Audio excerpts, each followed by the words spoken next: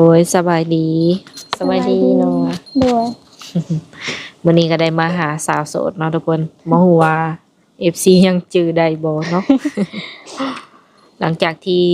ห่างหายไปโดนเป็นเดือนแล้วบ่จ๊ะ น่าสิได้ เนาะ หายไปไสคือโดนแท้ ขึ้นไปกรีดยางน้ำเอื้อย อ๋ออันไปเฮ็ดงานสวนยาง แม่ ตอนนี้นี่ก็ยังเฮ็ดบ่ ลงมาแล้วมาเฮ็ดงานบ่อนเก่าขายเครื่อง ขายเครื่องนำเวียดเนาะ โดย สิว่าได้ว่าได้งานนี่จากงานค่าออกไปจากอันห้านขายเครื่องเวียดเนาะแล้วก็ไปเฮ็ดงานหยังบัด กรีดยางคือเก่า เอางานเดียวนั่นเนาะ แม่น กรีดยางแล้วก็กลับมาขายเครื่องจัง โด ซี่ ย เอามันก็เป็น3คนแล้วบัดนี้บ่หมายถึงบ่อนขายเครื่องเป็น3คนบ่บัด บ่อันเพิ่นให้ออกแล้วอยากแบบว่าเพิ่นนั้นออกแล้วนะ แล้วก็เพิ่นโทรให้เขาไปเฮ็ดอีก อืมไผก็ยังบ่ถอดเจ้าน่ะเนาะ คือสิคิดฮอดแบบว่าอันพนักงานคนนี้นะเนาะเพิ่นก็เลยยังโทรยังอีหยังอยู่ โดย โดย ตั้งแต่บ่ได้พ้อกันนี่มีอีหยังอัปเดตบ่ ก็มีช่วงหนึงค่ะแล้ววันนี้กำลังคุยกันแล้วโทรศัพท์ตายก่อน ก็เลยบ่ได้คุย เพิ่นก็สิว่าเจ้าอันเป็นหยังเนาะ โดย อยู่ๆคือแบบว่าบ่มีการตอบ ทักมาก็เงียบ โดย ตอนนี้นี่ซะเล่นได้แล้ว ลิ้นได้แล้ว เล่นไลน์ตัวเก่าบ่หรือว่าตัวใหม่ ตัวเก่า อืมแล้วตอนนี้นี่มีคนคุยบ่ขออนุญาตถามแบบต บ่ รง มี ๆ คนหนึงก็บ่มีเนาะ โดย โดยก่อนอื่นให้น้องแนะนำตัวแหน่เนาะสำหรับ FC ใหม่อาจจะบ่ฮู้จักว่าน้องเป็นไผ ชื่อว่าแนวใด ชื่อน้องเบียร์ อายุได้จักปีตอนนี้ 19 ปีสิเข้า20 โดยเป็นผู้สาวหรือว่าเป็นแม่ฮ้าง เป็นผู้สาว อืม ยังบ่เคยผ่านการแต่งงานเนาะ โดย ผู้บ่าวเคยมีแล้วบ่ เคย เคยมีจักคนตั้งแต่เป็นสาวมา 2 คน อืมตั้งแต่ใหญ่มานี่คือมีผู้บ่าวแล้ว2คนเพิ่นว่า โดย คบกันโดนแบบได้อยู่บ่4-5 เดือน ได้ น้องหละเคยไปไทยบ่ บ่เคย บ่เคยไป อยู่ลาวนี่เฮ็ดเวียกหยังแหน่ นี่ขายเครื่องแล้วก็ห้างเสริมสวยแล้วก็กรีดยางน้ำเอื้อย ตัวน้อย เฮ็ดแถวลาว ๆตัวน้อยๆแต่ว่าเฮ็ดหลายสิ่งหลายอย่างผ่านมาเนาะมื้อนี้ก็ไปบ่เฮ็ดเวียกนี่ ไป โดย คือเจ้านี่ไปเฮ็ดเวียกตลอด มีมือพักมือผ่อนอยู่บ่ ก็คันกรีดยางน้ำเอื้อยก็มันเป็นมือพักได้อยู่คันเฮ็ดงานนำเวียดเพิ่นก็บ่ได้มีมือพัก มีเวลาตอบผู้บ่าวอยู่บ่ มีแต่กลางคืน โดยก็คือเพิ่นเป็นสาวโสดเปิดใจเนาะทุกคนเนาะ คือเมืองไทยนี่ยังบ่เคยไป โดย ไปลินในสื่อก็บ่เคยไป บ่เคย คิดอยากไปลินอยู่บ่ อยากไป เจ้าสิไหว เจ้าสิ เมารถ เจ้าสิไหวบ่คือเท่าที่เอ่ยจำบ่ผิดนี่คือว่าเมารถนะเนาะทุกคน แม่น อยากไปเนาะปัจจุบันนี้เป็นคนเป็นพนักงานเนาะเป็นพนักงานขายเครื่อง โดย แต่เงินเดือนหลายอยู่บ่ 3 ล้านคือเก่า ยันว่าเพิ่มขึ้นเงินขึ้นใหญ่ 3 ล้านกีบเนาะเป็นเงินกีบเนาะ โดย เป็นเงินไทยนี่ก็สิประมาณ 4,000 เกือบ 5,000 เนาะ โดย มีภาระหน้าที่หลายบ่ ช่วงนี้ก็สิหลายแน่เพราะว่าวังหนึ่งนี่ขายเบิดครอบครัวเลยขายเบิดเดือนเลย อืม ลงมาแต่ชวนยาแล้วก็พ่อเพิ่นก็ไข่น้องก็ได้ลูก อืมน้องได้ลูก โดย น้องเจ้า น้องสาวหลาเฮา คือบ่เคยเห็นจักเทื่อเนาะ เพิ่นก็ไปกรีดยางคือกันเพิ่นก็ เคยเห็นแต่เอื้อยเจ้าบ่อน โดย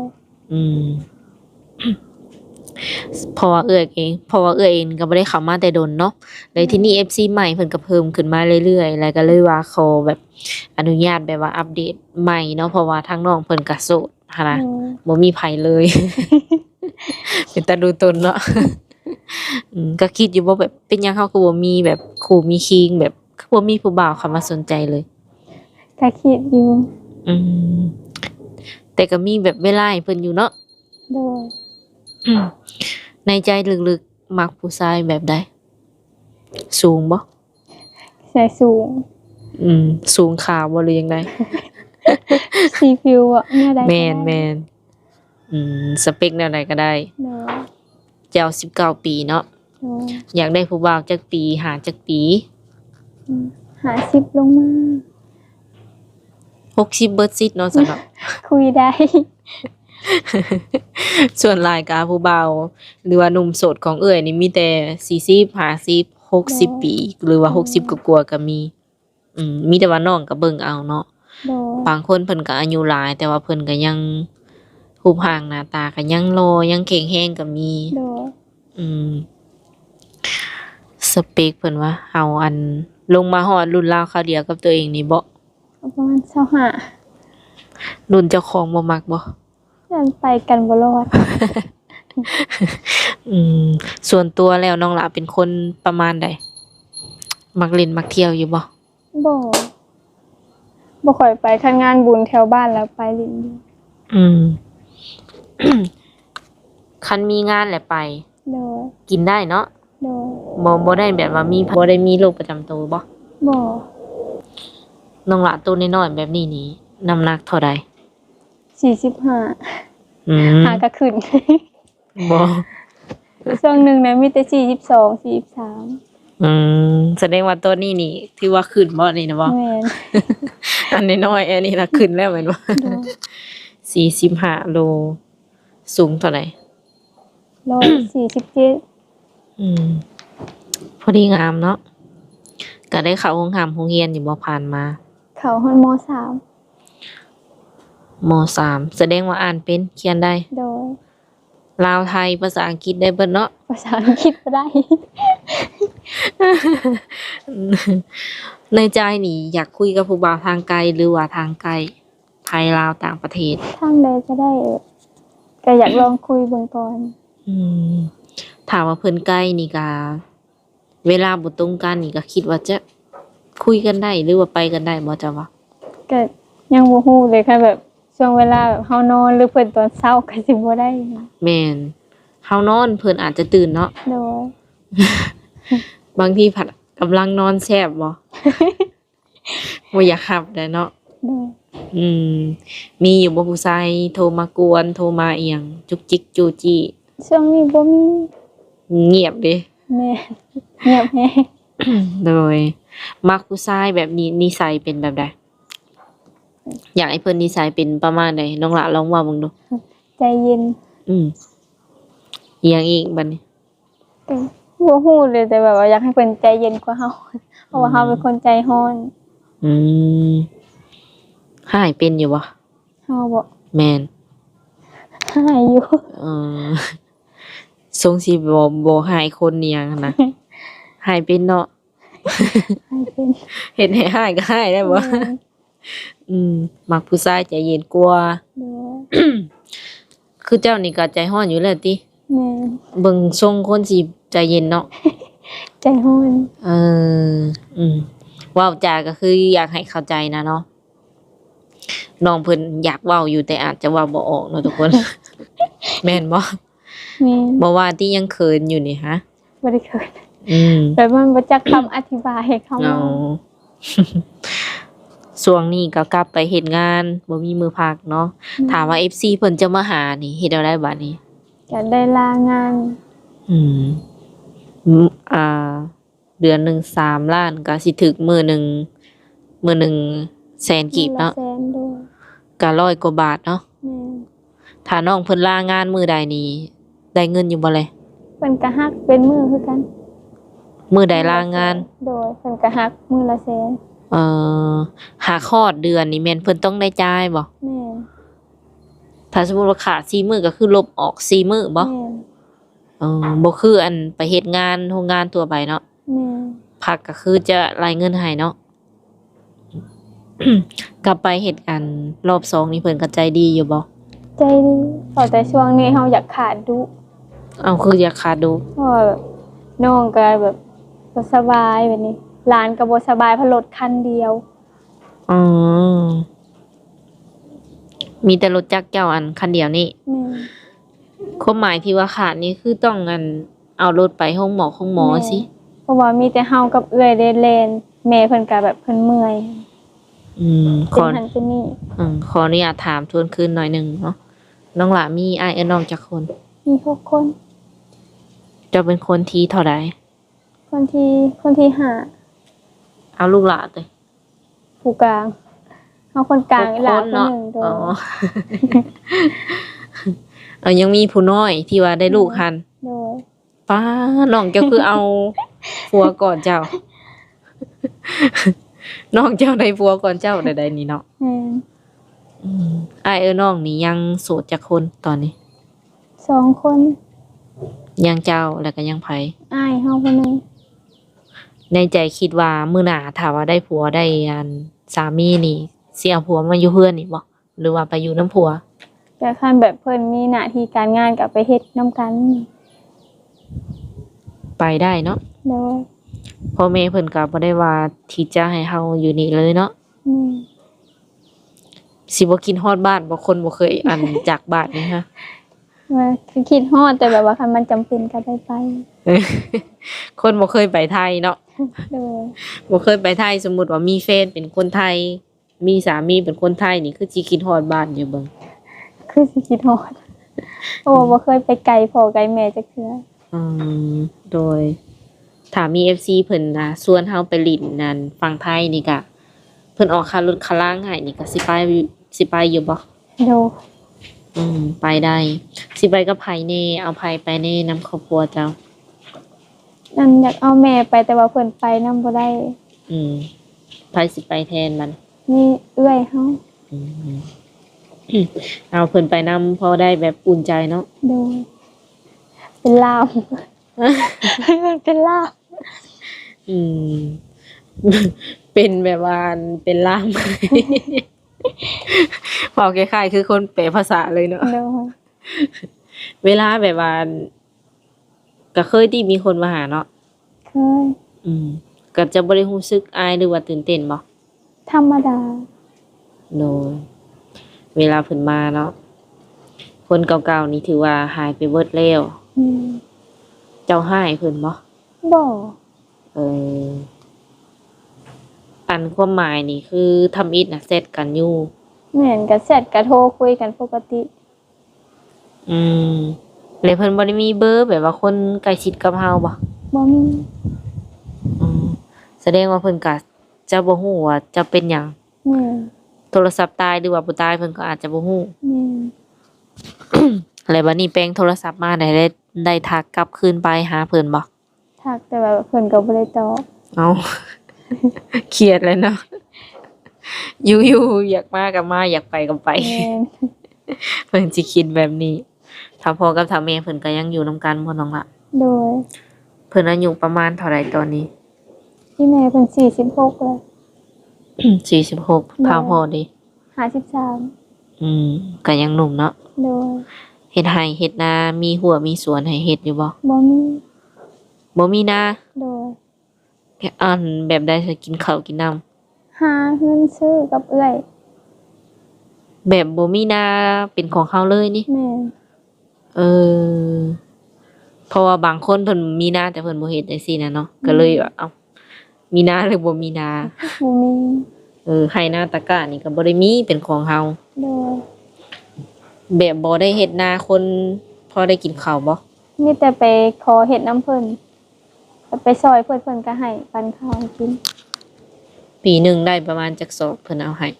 มีเพิ่นก็คันเฮาแบบไปก็บ่ได้เต็มที่นะไปกับเอื้อย2คนบางเทื่อเพิ่นก็ให้5ชอบ ข้าวเปลือก ต่อปีนะ โดย ข้าวเปลือกเนาะมาเพื่อว่ามาสีมาหยังก็สิได้อยู่ประมาณพออยู่บ่2สอบ ก็สิ2ชอบกว่า อืม2สอบหรือว่าสอบหนึงนี่กุ้มกินประมาณจักเดือน บ่ฮอดเดือนเพราะว่าคันได้ชอบหนึงมาก็ต้องให้ผู้อยู่คุกแล้วแบบ20โล25โลสิ อืม เพิ่นยังเพิ่นยังมีพี่น้องที่ว่าอันสิว่าไดอยู่นำมันนั่นเนาะฮ่องกงเนาะ โดย ไปแต่ดนล่ะบ่ ได้3 ปีแล้ว เป็นอ้ายเจ้าเองหรือว่าเป็นเอื้อย อ้ายแท้ๆนี่ ไผเป็นคนส่งยืนเพิ่นแต่ละเดือน แต่เฮานี่แหละ อืมครอบครัวเจ้าเองเนาะ โดย อืมตอนนี้ก็คือหาก็ได้3 ปี โดย จักปีเพิ่นจังได้ออก 5 ปี เอ้ยก็ยังอีก2เนาะ โดย อืม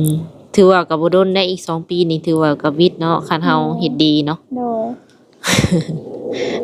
คนแสดงว่าเจ้านี่เป็นแบบเสาหลักบ่ตอนนี้ แต่สิเอิ้นว่าเสาหลักก็ได้เพราะมีแต่เฮากับเอื้อยหาเงิน อืมหมายถึงเอื้อยผู้อันนี้นี่ แม่ พ่อแม่นี่ อันเพิ่นบ่ได้หาบ่ เพิ่นเผาสวนให้กับเจ้า บ่ได้มีอาชีพการงานแบบเป็นราชการในครูตำรวจอีหยังบ่ บ่ อยู่เฮือนนี่มีไผแบบเป็นราชการบ่ บ่มีสักคน เออเออมีแต่หาเช้ากินค่ำเนาะ โดย อืมเฮือนนี่เป็นเฮือนที่ว่าเฮาอยู่เป็นประจำเลย แม่ เป็นอันเฮือนเฮาเองบ่ โดย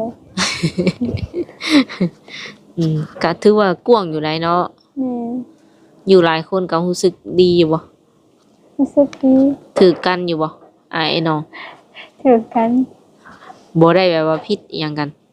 มันก็มีเป็นบางเทื่อ อืม บ่แปลกเนาะ โดย บ่ว่าเฮือนใดก็มี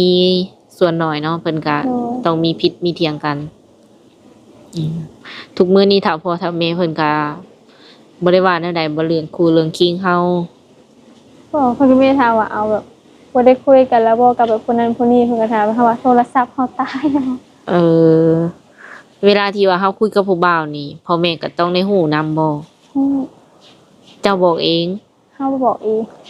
เออ คันว่าคุยกับผู้นั้นแม่นเจ้าก็ต้องได้บอกเพิ่น โดย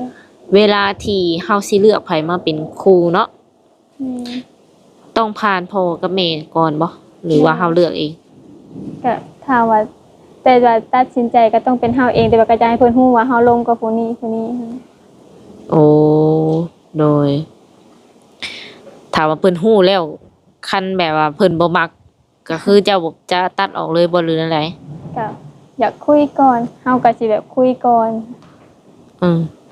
หมายถึงพ่อแม่บ่มักนี่แล้วเจ้าก็สิคุยต่ออีก แม่เพราะแบบมันก็อยู่ในตัดสินใจของเฮาบางเทื่อเพิ่นดีเฮาลงกับเพิ่นดีแต่แบบว่าพ่อแม่เพิ่นพาบ่ได้ลงนำ เอออันก็ยังให้โอกาสเพิ่นอยู่ติ โดย ยันว่าต้องเข้าทางพ่อแม่เนาะ FC หรือว่าหนุ่มๆเพิ่นสิได้แบบเข้าถึกทาง อันนี้หาคือ1น้องหลาเพิ่นก็ต้องสแกนเอง2ก็คือพ่อกับแม่เนาะต้องได้ผ่าน โดย คิดว่าจะคุยกันโดนบ่จังสิพาเพิ่นมาทำความรู้จักกับพ่อกับแม่ ก็แบบตามเพิ่นสะดวก แล้วแต่ผู้ชายนะ โดย อืมคือเจ้านี่แนวใดก็ได้ติ ก็บ่ว่าแนวใดก็ได้แต่แบบก็อยากคุยแต่ว่าคันเพิ่นอยากมาหลิ้นมาหยังก็แบบมาได้ เอาอยู่ที่ว่าพ่อกับแม่เอาบ่แม่นอยู่ที่ว่าอันผู้บ่าวนะเพิ่นอยากมาบ่ โดย เพิ่นอยากมาก็คือเฮานี่ได้ตลอดมาได้เลย โดย แต่ละมื้อได้อาหารหรือว่ากับพงกับข้าวอยู่บ่สู่แม่กิน โอ้มีแต่เงินเดือนได้จังได้ซื้อ อืม มื้อเช้านี่ก็ไปหาหน่อไม้กับเอื้อย เออ เอาเฮาเข้าเวียกจักโมง 7:00 นเพิ่นให้เข้า7:00 น ไปหาน้ำไม้จักโมงบัด หาหน่อไม้แต่5:00 น ป้าพี่ลึกเนาะหามาไว้กินนี่บ่ แม่น อ่า 2 ชั่วโมงเนาะได้เวลาไปหาน้ำไม้เนาะ แม่น ค่ะ 7:00 น 7:30 เพิ่นก็ให้เข้างาน อืมได้อยู่บ่ซะ ได้พอได้แกง น้ำไม้ยามนี้ได้อยู่ แม่นมันฝนตก อืมไกลบ่จากบอนเฮาอยู่กับบอนที่เฮาไปหากิน ไกลเติบ อาหารหลักๆของเฮือนเจ้านี่มันแม่นหยังเนาะ บางคนก็แกงหน่อไม้เทยพ่อเพิ่นก็ไปหาปลา ส่วนหลายเนาะมีแต่กินสิ่งที่ว่าหาเองได้ โดย เออ เว้าเรื่องซื้อนี่ก็โดนๆได้เงินแหละจักซื้อโดยเพราะว่าเฮาบ่มีเงินเนาะอืมอืมมีแต่ว่าทางเพิ่นหาเงินได้3ล้านก็มีอันค่าใช้จ่ายหลายบ่หลายเดือนหนึงก็ได้เก็บอยู่บ่เพิ่นถามหาเงินเก็บบ่ได้เก็บเลย ตอนนี้ ค่ารถแล้วก็แบบต้องไปส่งอ้ายทุกเดือนอีกซื้อข้าวซื้อน้ำในเฮือนในซ่านตอนนี้บ่มีเงินเก็บเลยบ่ บ่ หามานี่จักปีแล้ว หาตั้งแต่หาเงินใน3-4 ปีแล้วอืมบ่มีเงินเก็บเป็นของตัวเองเลย บ่ เออ หามานี่2-3 ปีแต่ว่าก็ใช้ในส่วนรวมเนาะ แม่ อืมก็ช่วยกันไปเนาะน้องหลาเนาะ โดย อีกจังน้อยอ้ายเพิ่นออกมาเพิ่นก็คือสิไข่แน่เนาะ แม่ อืมมีเอื้อยแล้วก็เจ้า2คนก็มีในเฮือนในซานแน่เนาะ โดย ค่าพื้นค่าไฟก็แพงบ่หรือว่าบ่ได้แพง มันเดี๋ยวนี้แบบน้ำมันได้ตลอดน้ำมันเบิด อืม แบบว่ามื้อหนึงได้3-4เทื่อพุ่นนะ อืม เดือนหนึงก็มัน200,000 ปลายค่าไฟ อืมก็ประมาณนั้นเนาะทุกคน เออ มาเห็นบัดนี้จักสิว่าไหนนี่ สงสัยน้องบ่ได้แต่งหน้าเด้บัดนี้ แม่นบ่ แม่ อืมผ้าออกบ่จักหรือจังไดไปเฮ็ดงานแต่ละมื้อนี่คือแบบว่า